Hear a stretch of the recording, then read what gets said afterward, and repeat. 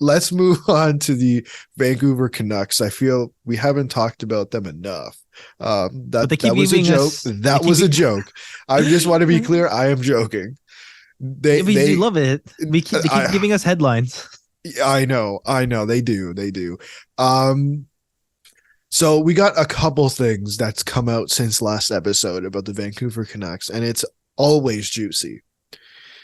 Let's start with Bo Horvat, who is probably most definitely likely to be on the move. I have this quote from Elliot Friedman from 32 Thoughts, the article, to be So clear. many variations. So many. It sounds like they've offered Horvat both 7 and 8 year deals, but multiple sources indicate that the chasm is wide and bringing it will, quote, be difficult.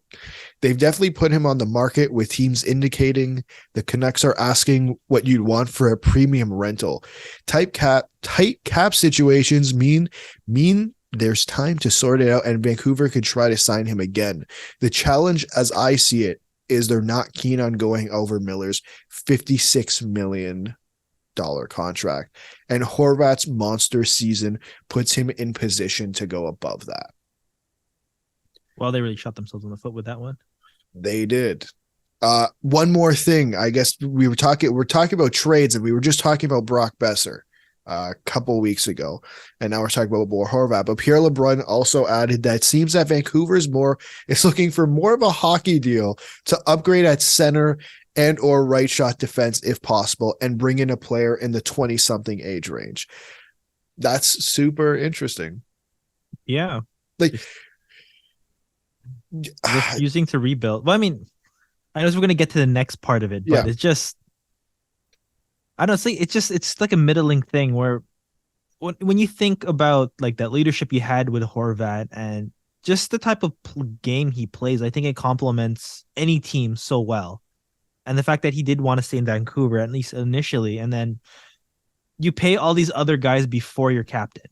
It's just if I'm Bo Horvat, I'm just looking around thinking, okay, like are they just gonna expect like a hometown discount at this point, or is it like you just forget? Like I don't know. also if I'm him, I'm looking and it seems pre this that he wanted to stay in Vancouver. Yeah. And but I wonder if in his head, like he has to look what's going on and what's gone on the last 18 months and say, what are we doing moving forward? Because they haven't picked a direction. Mm-hmm.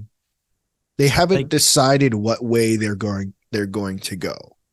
They say they have, right? And you brought it up, like they're saying they're not looking to rebuild, they're looking to shake things up, but that's not a clear direction.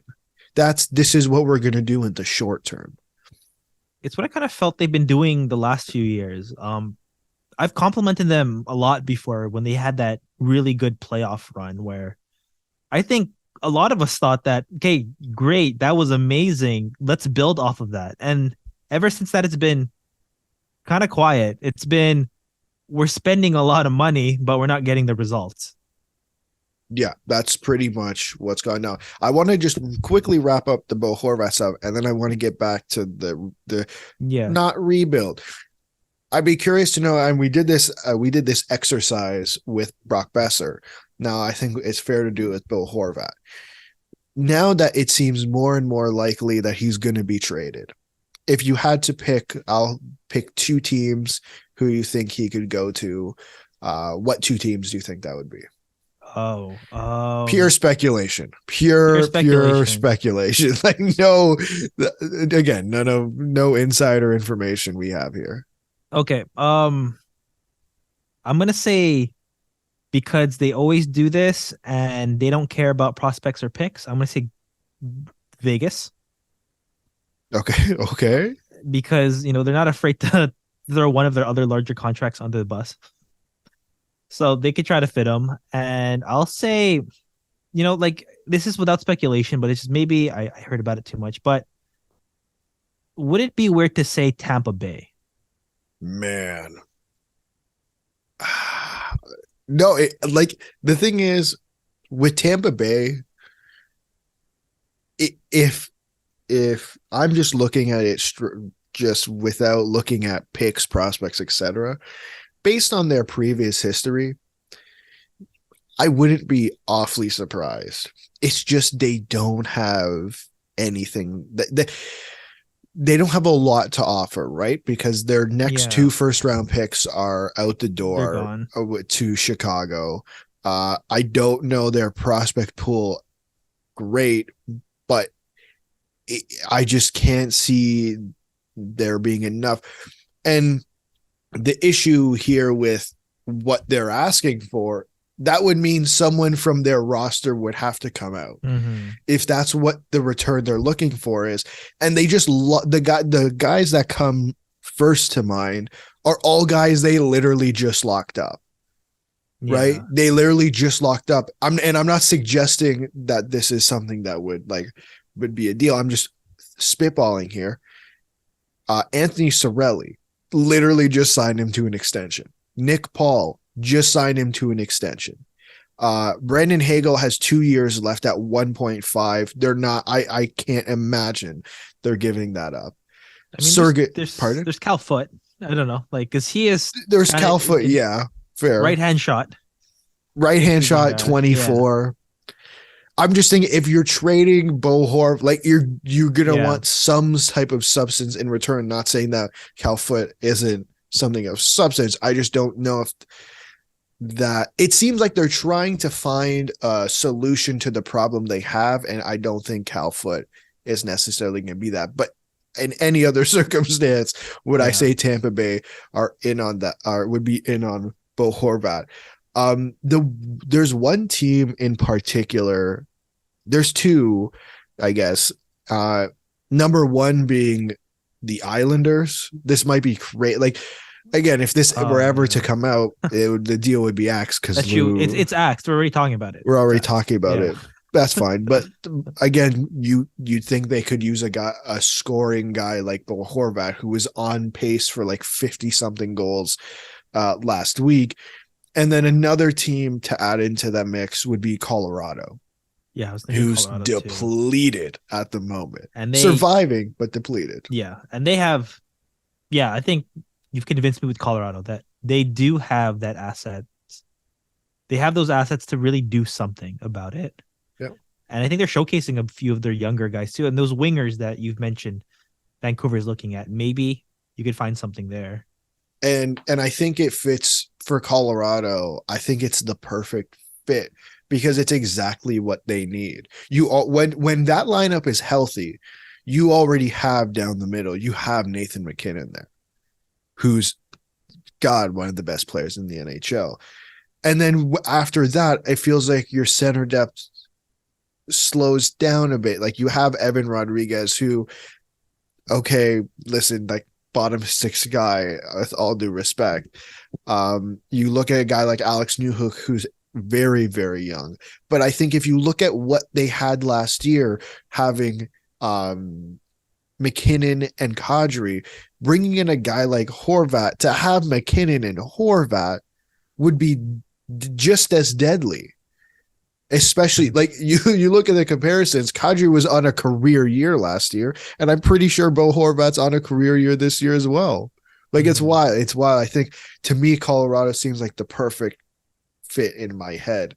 And I'd be very curious to know what if they're interested. A kid work. I mean, I know he's a left-hand shot, but they have a lot of defensemen, and they can't play all of them top 4 minutes. So maybe it starts with Sam Girard and something else.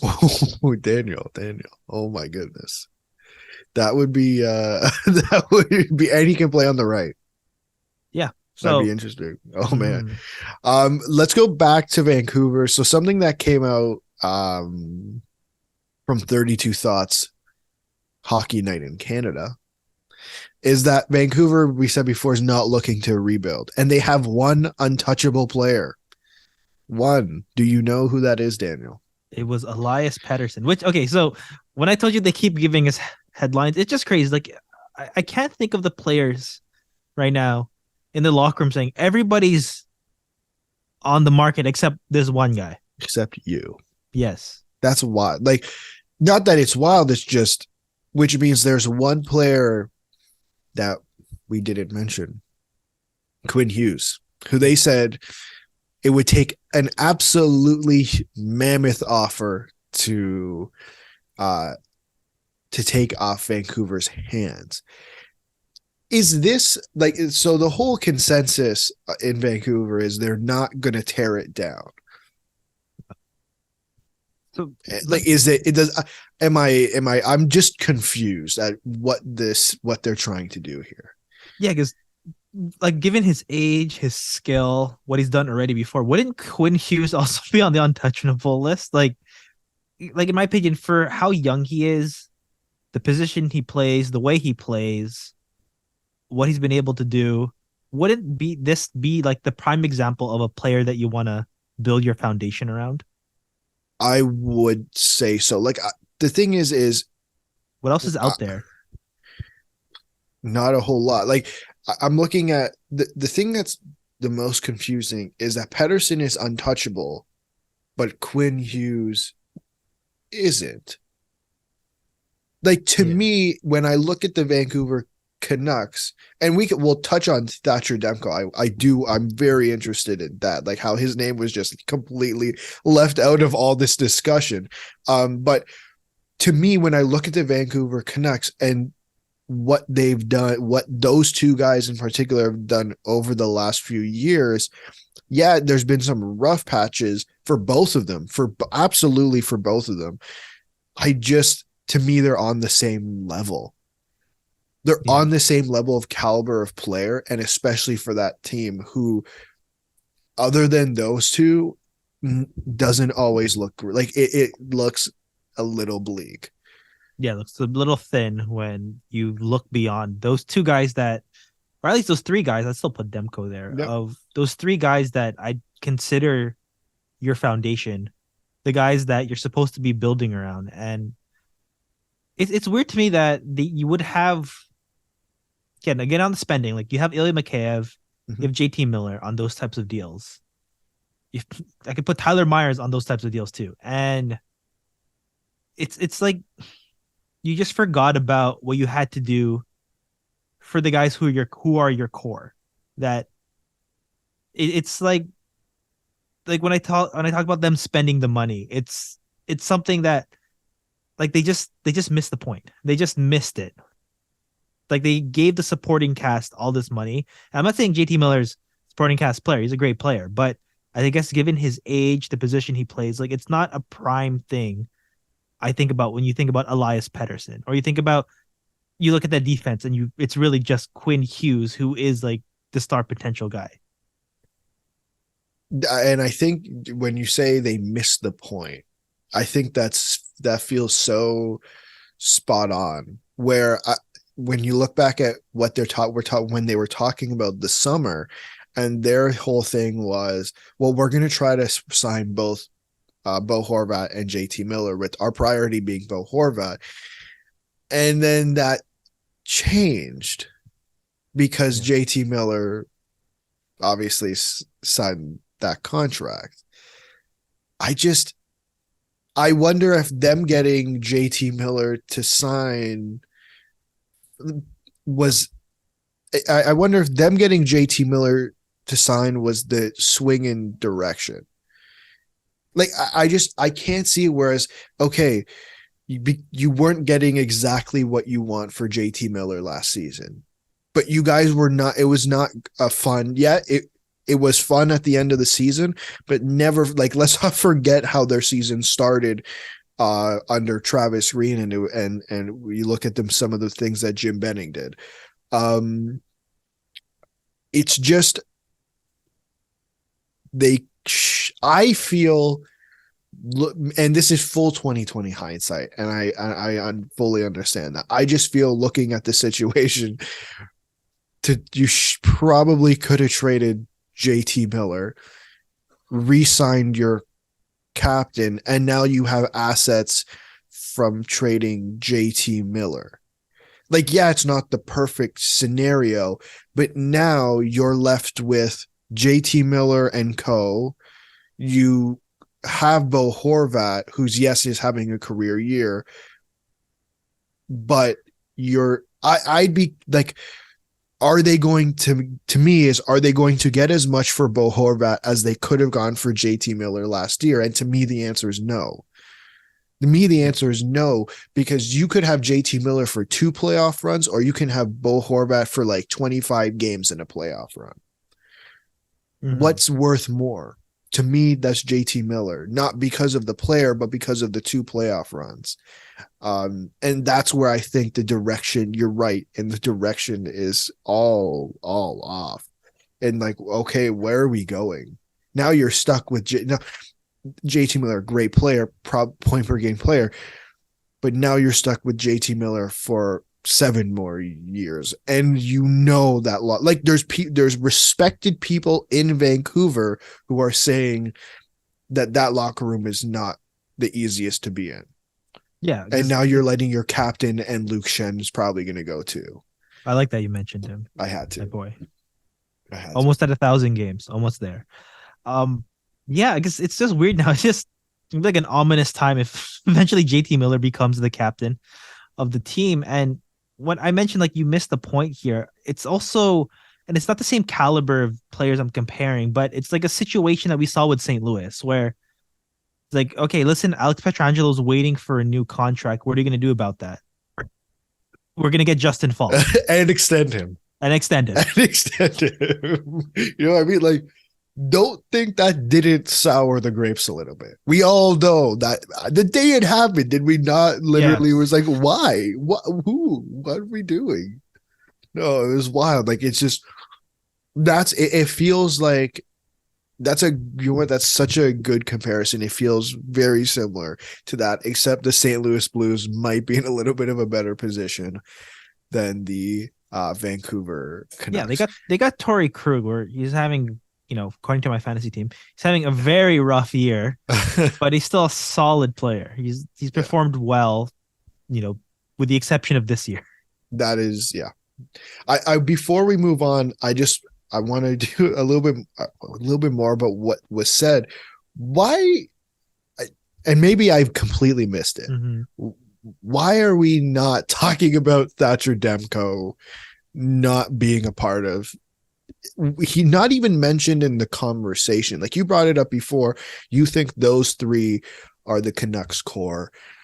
If you look back to their playoff run, he was instrumental in that playoff. He was very instrumental in that playoff run.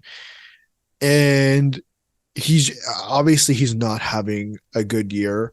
I don't want to trash on Thatcher Demko, but my question is, why is he not in this conversation? If he's so important, if he's been so important to the team in years past, and I don't want to say he's lost his starting job to Spencer Martin, but why is he not being included in these conversations? Like, am I missing something, or is he just not as important as to the team as we thought he was?